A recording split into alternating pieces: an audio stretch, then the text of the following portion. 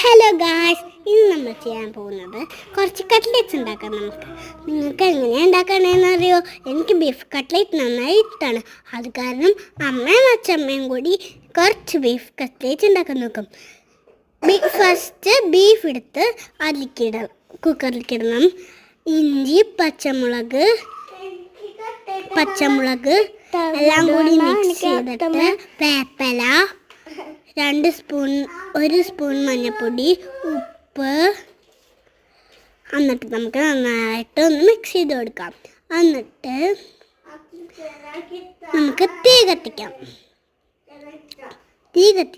എന്നിട്ട് നമ്മൾക്ക് അത് നന്നായി തിളച്ച് വരുമ്പോൾ നമുക്ക് അടച്ചു കൊടുക്കാം. എന്നിട്ട് വിസിലിടാം. വിസിലിട്ടു. പിന്നെ നമുക്ക് ഇത്തിരി നേരം സംസാരിക്കാം. എനിക്ക് നന്നായിട്ട് ഇഷ്ടമാണ് ബീഫ് കട്ട്ലറ്റ്. അത് കാരണം എൻ്റെ എല്ലാവരും കൂടി ഇത് ചെയ്യാമെന്ന് വിചാരിച്ചു. അതാ അമ്മ ഉണ്ടാക്കുന്നത്. പിന്നെ ആ വെള്ളത്തിൽ തന്നെ പൊട്ടറ്റവും കൂടി ഇട്ടിട്ട് 2 വിസിലടിക്കും. എന്നിട്ട് നമ്മൾ ഇത് തുറന്ന് നോക്കുമ്പോൾ ഇതാണ് അവസ്ഥ. ഇനി നമ്മൾ കുറച്ച് സാധനങ്ങളൊക്കെ എടുക്കും. പിന്നെ ഗ്രേറ്റ് ചെയ്യും.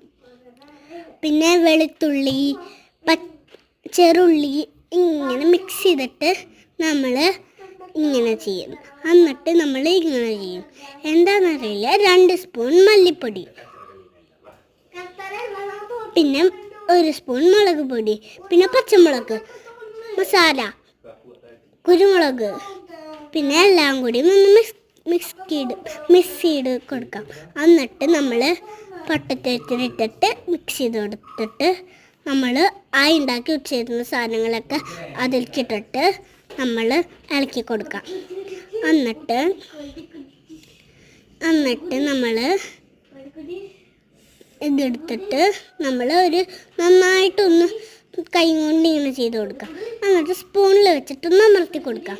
എന്നിട്ട് അതെടുക്കുമ്പോൾ നമുക്ക് സെയിം ഷേപ്പ് കിട്ടുന്നതായിരിക്കും. പിന്നെ ഇതെന്താ വെള്ള മുട്ടയിൽ മുക്കാം. അത് ശരിക്കും വെള്ളം ഒഴിച്ച് ഗ്രൈൻഡ് ചെയ്തിട്ടാണ്. എന്നിട്ട് ബ്രെഡ് എടുക്കാം.